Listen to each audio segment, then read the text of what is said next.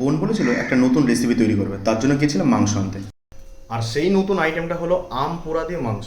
তো এইখানে এই একটা আম নিয়েছি সকালবেলা, কাঁচা আম, সেটা পুড়িয়ে এনেছি মামির কাছ থেকে।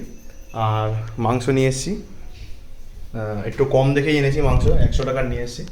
তা বোন বলেছিল কম আনতে, কারণ রান্নাটা আজকে ওই করবে। তো প্রথমে বললো যে একদিন করে দেখি কেমন হয়, যদি ভালো লাগে তবে পরের দিন বেশি করে এনে করা যাবে। তো এটা ও টেস্ট করবে প্রথমত আজকে, যে কেমন করে কি করা যায় কি যায় না।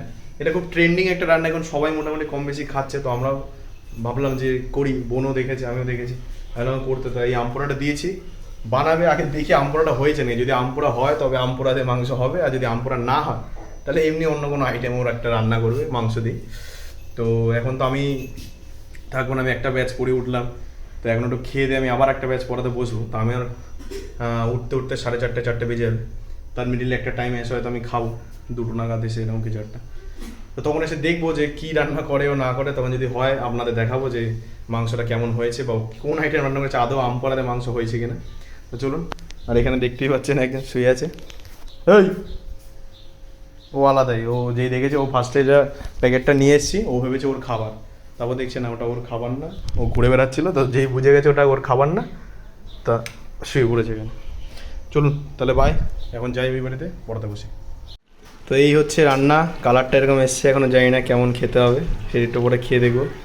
এটা হচ্ছে শেফ রান্না করছে, এখন আলু দেওয়া হবে। তো এই রান্না হয়ে গেছে, এখন খেতে বসেছি। অনেকটা দেখতে এরকম হয়েছে, খাওয়া হয়নি, এখন আমি খাবো। তো এই সবে আসলাম, এখন খাবো, খেয়ে দেখবো যে কেমন হয়েছে। আর এদিকে বুকু খাচ্ছে অলরেডি, ও বেশি ঝাল খেতে পারে না, 2 পিস দিয়ে খাচ্ছে। তা বুকু বল কেমন হয়েছে? ভালো হয়েছে। হ্যাঁ ভালো হয়েছে। একটু টক টক আছে কি? হ্যাঁ, কতটা? মানে মোটামুটি। মোটামুটি? হ্যাঁ। মোটামুটি টক আছে বলছে, তো এখন খেয়ে দেখতে হবে। আমি আমটাম খাই না, তো আমি বুঝতে পারবো টকটা বেশি হয়েছে না কম। ও একটু আমটাম খায়, ও বুঝতে পারবো না। তো রাঁধুনি। আর এটা রয়েছে আজকে টোটাল মাংস, এটা আমার, ও 2 পিস খাচ্ছে।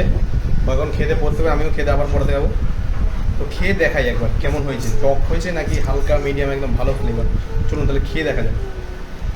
তো এখন বসে পড়েছি খেতে, আর মাখা হয়ে গেছে।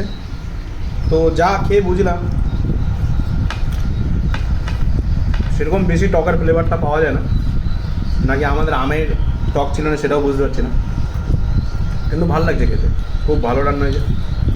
হ্যাঁ, টেস্টটা অতটা বেরাচ্ছে না।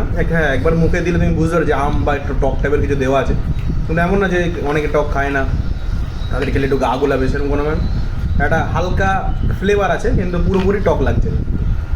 দারুণ খেতে।